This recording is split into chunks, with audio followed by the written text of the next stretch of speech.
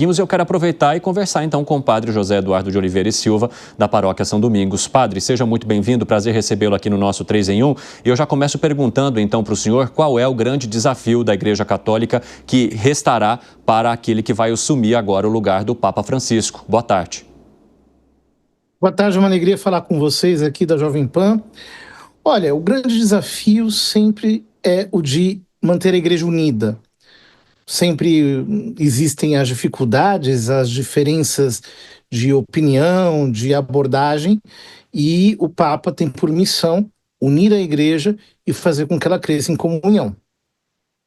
Padre, e aí a gente tem questões que estão sendo muito discutidas agora, né, sobre candidatos ou cardeais que sejam mais conservadores, outros que tenham ideias mais parecidas com o Papa Francisco, como acolhimento de pessoas da comunidade LGBTQIAPN+, ou, por exemplo, da permissão de que casais divorciados, mas que tenham novos relacionamentos, possam voltar a comungar, a depender da situação. Como que a Igreja vai lidando com diferentes ideias e também estando em países diferentes, muitas vezes com administrações paroquiais que também mudam de um lugar para o outro? Não dá para a gente dizer, por exemplo, que uma mesma administração paroquial ou o mesmo pensamento que seja discutido e articulado no sul do país se aproxime de algo que é debatido no norte. Como que vocês tentam se organizar com essa diferentes culturas e também com o tamanho do país estando sob o mesmo guarda-chuva?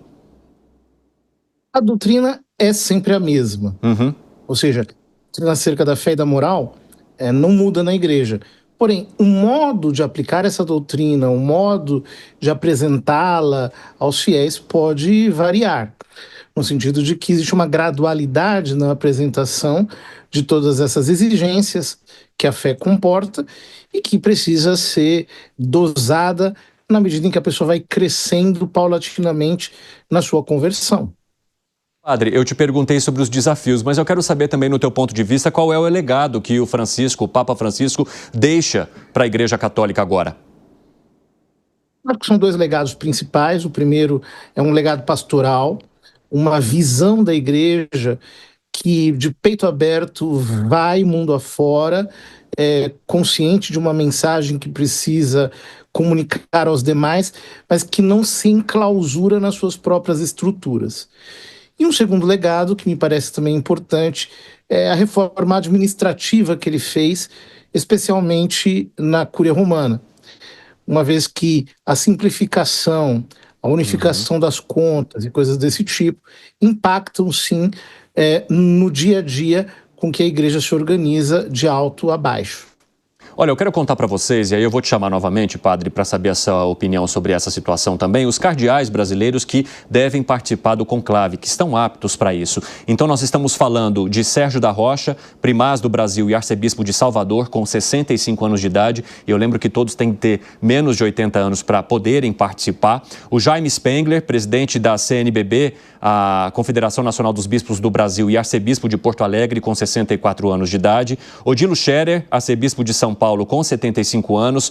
O Orani Tempesta, arcebispo do Rio de Janeiro, com 74 anos de idade. O Paulo César Costa, que é arcebispo de Brasília, com 57 anos, mencionado agora há pouco pelo nosso amigo Zé Maria Trindade. O João Braz de Avis, o arcebispo emérito de Brasília também, com 77 anos. Ambos, então, de Brasília, com a possibilidade de participação, estão aptos para isso e são nomes fortes para isso. E o Leonardo Steiner, que é arcebispo de Manaus, com 74 anos de idade. Ô padre, eu queria saber o seu ponto de vista sobre a participação dos brasileiros hoje e a possível chance de que, não nesse momento, mas em algum momento, algum brasileiro possa representar também, estar no ápice, na cadeira maior da Igreja Católica. Como é que o senhor avalia? Olha, a percepção que os cardeais têm em conclave é muito diferente daquela que, por exemplo, as pessoas normais têm ou que a mídia tem. Por exemplo, a questão da nacionalidade, Sim, ela pode ser secundária em determinado contexto. Em determinado contexto, não. Por exemplo, a Igreja pode chegar à conclusão de que fosse melhor, assim como tivemos um Papa latino-americano, termos um Papa asiático, um Papa sim. africano e assim por diante. Mas pode ser que outros coeficientes sejam mais importantes nesse momento. As congregações gerais, que são realizadas antes do conclave, servem um pouco para ir perfilando, digamos, o candidato que poderia ser eleito. Sim. Felipe Monteiro, vai lá, pode fazer sua pergunta ao padre. Padre, obrigado pela sua presença, né? Boa tarde. A minha pergunta vai no seguinte sentido, né? A Igreja Católica, ela evolui de acordo com a sociedade, né? Como qualquer instituição. E a Igreja Católica, uma instituição milenar, não é diferente. E existe um setor na Igreja Católica, que são os conservadores, né? Que desde o concílio do Vaticano II, né, critica, né, a modernidade e a modernização da Igreja Católica. Você vê uma possibilidade do próximo Papa ser conservador e sendo conservador, voltar, né, para essa época, missa em latim, ou mesmo não tanto amar, mas tirando, por exemplo, os avanços feitos pelo Papa Francisco? Olha, eu acho que depende muito do que a gente considera como conservador.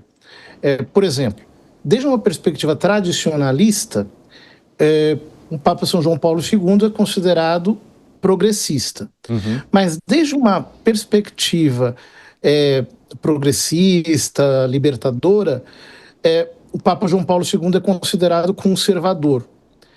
Portanto, essas questões também são muito variáveis desde a perspectiva com que a gente analisa.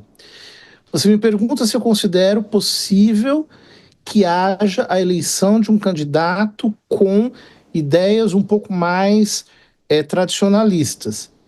Eu acho que não.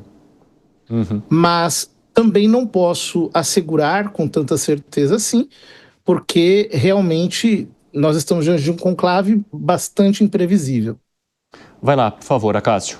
Padre, boa tarde, prazer tê-lo conosco. Você terminou a sua ponderação falando sobre um conclave imprevisível. A gente vai falar bastante sobre o conclave aqui, mas é importante ter a sua opinião sobre o procedimento do conclave, quais são as hipóteses mais certas, se há possibilidade de alguma ruptura, alguma mudança nesse procedimento para torná-lo mais célere, ou ele necessariamente deve ser seguido até que se alcance esses 2/3 para um candidato, mas um panorama de como funciona efetivamente esse conclave. Bom, então nós temos em primeiro lugar digamos, o ordinário das exéquias do Romano Pontífice. Então, agora, há pouco, foi reconhecido o falecimento, reconhecimento canônico, depois haverá a exposição do corpo, funerais, sepultamento, os dias de luto. Depois disso começam as congregações gerais dos cardeais, que são reuniões nas quais todos os cardeais participam, inclusive aqueles que já não são eleitores, porque excederam um limite de 80 anos. Uhum. Ali vão se discutir os principais problemas da igreja. Depois disso, acontece a missa pro eligendo pontifice, que é a missa em que se pede a graça do Espírito Santo para a eleição de um novo Papa, e os cardeais se encerram em conclave. O conclave segue um rito rígido, que não pode ser mudado, a não ser pelo próprio Papa. Ou seja, é necessário que haja 2 escrutínios pela manhã, 2 escrutínios pela tarde. Esses escrutínios, eles seguem um rito próprio, em aula, ou seja, na própria Capela Sistina, e é necessário, pelo menos na primeira fase do conclave, caso aconteça a eleição, e nos últimos conclaves sempre a eleição tem acontecido na primeira fase, que seja por maioria absoluta, ou seja, 2/3 mais um voto. Então não há possibilidade, ao menos na primeira fase do conclave, de que haja uma eleição por maioria simples. Ou seja, só para a gente arrematar aqui, padre, tudo indica que esse conclave será, digamos, bastante longo. Eu não acredito. Claro, se você colocar em comparação a duração dos conclaves, talvez seja um conclave de 4 dias, de 5. Sim. O conclave do Papa Francisco, por exemplo, foi muito rápido, foi de 2 dias. Uhum. O de Bento XVI também foi de 2 dias. Então, às vezes, um pouquinho mais, um pouquinho menos, mas eu não acho que vai ultrapassar tanto assim, não. Padre José Eduardo de Oliveira e Silva, obrigado por conversar conosco, viu? Um grande abraço para o senhor. Muito obrigado, eu que agradeço o convite e um abraço a todos vocês.